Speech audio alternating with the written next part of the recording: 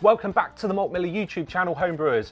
Today's video, we're revisiting the awesome pressure fermenter that is the Brewtools Miniuni.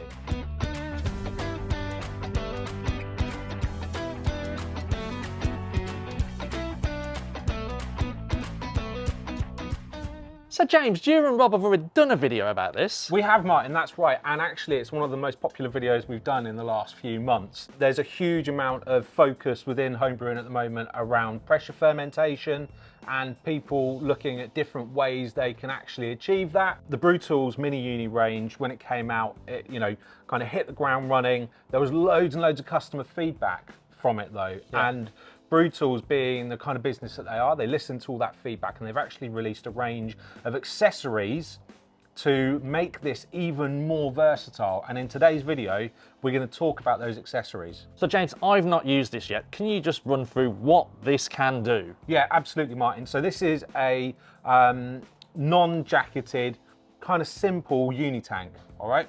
Now, Brewtools, being the business that they are, they've packed in quite a lot of features. They've tried to do this to sort of sit within the kind of midpoint within the market, okay? So not all the way towards maybe some of their larger jacketed unitanks, Yep. To give people the option to have a system that they can build and grow and use for loads of different applications, okay? Now, it's based around the central unit, which comes in a few different sizes. This is the 30 litre. And like I said, it's a non-jacketed stainless steel pressure tank, okay? What makes it able to be pressurized is the pressure unit, Yeah. which is a very clever design. It encompasses all of the features that you need to create a pressurized fermentation vessel in one really nice unit, okay? So you've got a PRV on there, there's a beer outline, there's a gas inline, there's a built-in spunding valve, and also you've got the pressure gauge on the front as well, so you can actually see what pressure you're dialing in on. On the other side of the liquid post is a floating dip tube, Right. with a nice ball to make sure that you're drawing liquid from the top of the fermenter. But in essence, this is what creates this system into a unitank, okay? Now, it doesn't stop there. At the back of the Miniuni, we've also got the wall bracket, which means that you can hang these on the wall. They look like probably the most wonderful fire hydrant ever. But yes, it comes with that bracket so that you can access the bottom of the tank, Yep. okay? Now at the bottom of the tank, we've got a 2-inch tri-clamp, okay? Now in our first video, we featured some accessories that you could fit onto that when it was hung on the wall. And actually one of the things that was really popular was being able to use the Grainfather dual valve system on the bottom of that as well, which worked brilliantly. And we've actually done a couple of test brews using that and it worked a treat. The other thing you get with this is the lovely stand as well, which means that if you do want to have it on the ground or in a fermentation fridge, you can. You don't have to rely simply on the bracket at the back. That's kind of where some of the feedback started from customers and where some of the first efforts from Brewtools came for this in terms of accessories. When it came out, I mean, I had my own feedback in the fact that it wasn't a product I could use at home because I've got nowhere to wall mount it. Yep. And I want access to underneath. Yeah, so that's the first thing that Brewtools have looked at. So should we take a look at that accessory in a bit more detail? Yeah, I'd love to know more. Martin, the first of the accessories we're going to talk about today is the leg extension kit that Brewtools have brought out, okay? So they haven't brought out a new system for standing the Miniuni. They've brought out an additional component that actually fits directly onto the stand that comes with the Miniuni, okay? So that's not going to waste, you're reusing that. Exactly, right? And so in here, you get 3 legs that are made out of the same kind of molded nylon type plastic that Brewtools are using. And you get 3 of those. In addition to that, you get 3 like rubber screws. So those are similar to the ones you've already got here, so I guess as a spare backup. Yeah, and also just to screw into both sides because Okay, so there's 2 holes on the legs. So it then gives you additional support, okay, and just that little bit more security because it's raised up a little bit. Then also, and like I said, Brewtools being who they are, they've included all the tools that you need to fit this as well. So you get a really nice like hex screwdriver and 3 really good bolts as well, okay? to screw the legs into the base. Right, shall we have a go at putting them on? Yeah, absolutely. Okay, so fitting these legs is actually pretty simple, Martin.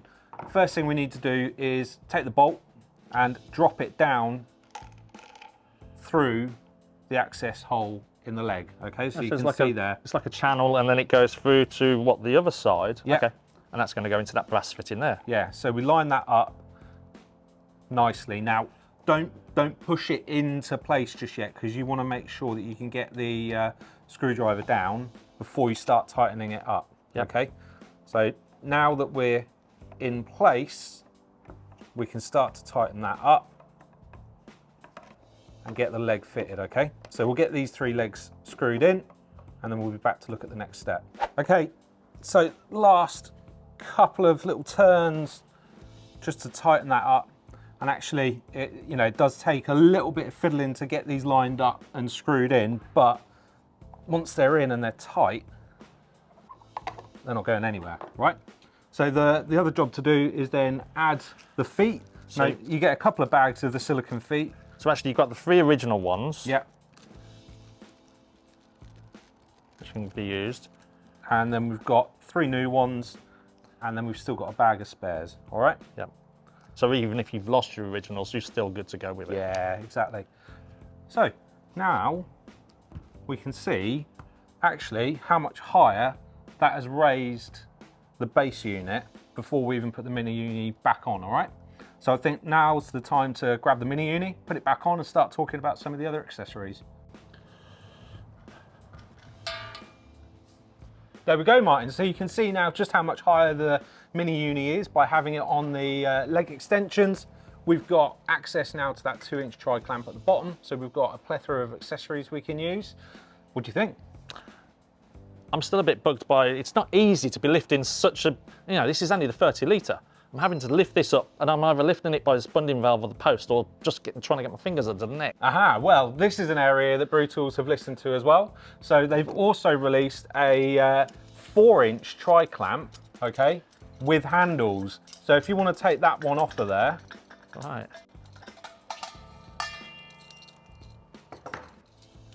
We can then place the one with the handles on instead. Why didn't you do this before we lifted it backwards and forwards? Well, I thought you could use the exercise, So there we go. Now, we've got handles on there. How much easier does that make it? Oh, mate, that's brilliant. And because it's a tri-clamp, it's super secure. So even if you've got this full of liquid, it's not going to be a problem for you, all right? It looks properly welded together as well. Yeah, it's really good, isn't it? It doesn't stop there. Now, there are some other accessories that Brewtools have brought out for this. Okay. And to do that, we're going to need to just lay it down on its side and disassemble a couple of things.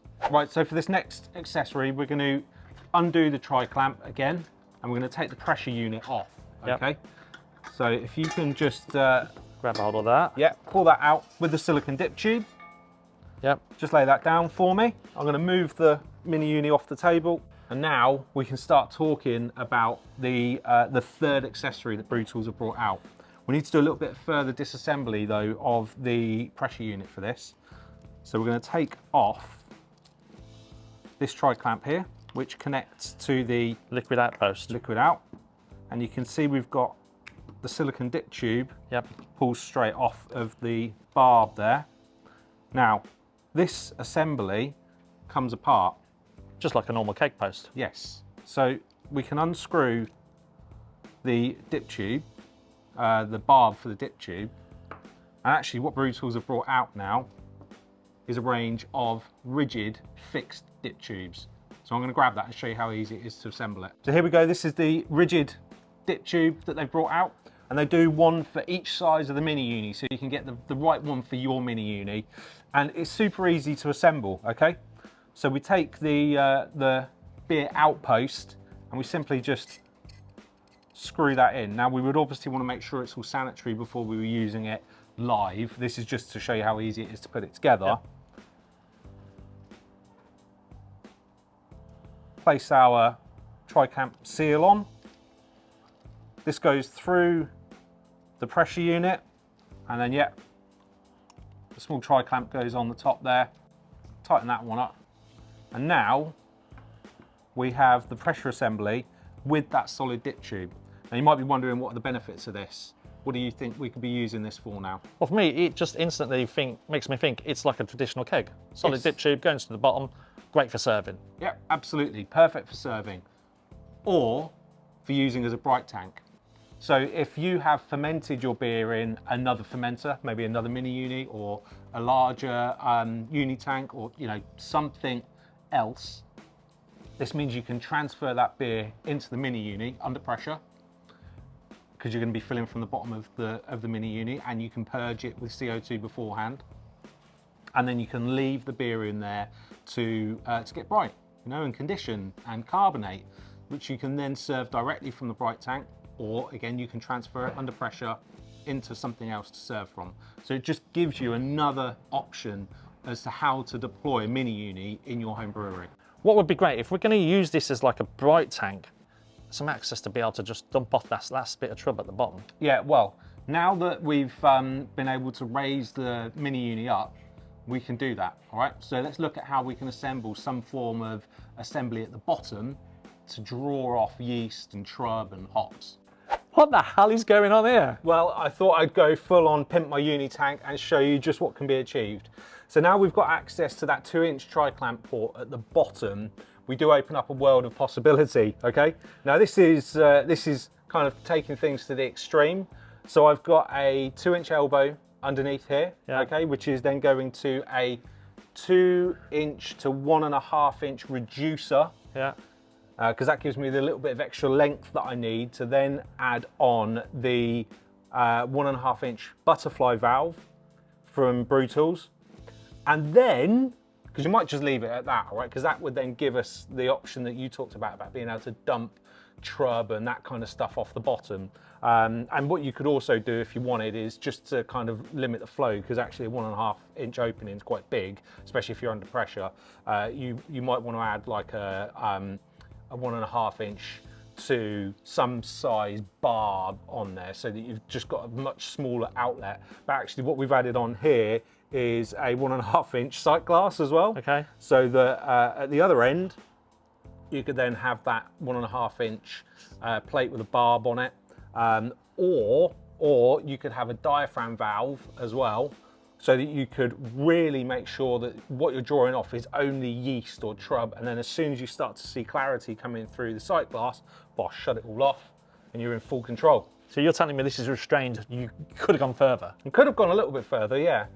Not that there's much need to, and this is totally taking it to the extreme, but it does show you that actually now we've got so much more versatility. It's a proper Brewtools product, you know? Yeah, it's a proper unitank. Pimp it up however you want. Yeah, absolutely.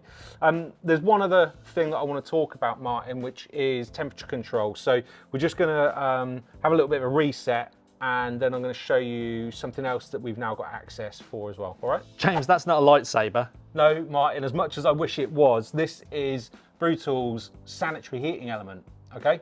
So it's a 500 watt heating element, but it's low density, so it's absolutely fine to be put within your wort, okay, whilst it's fermenting.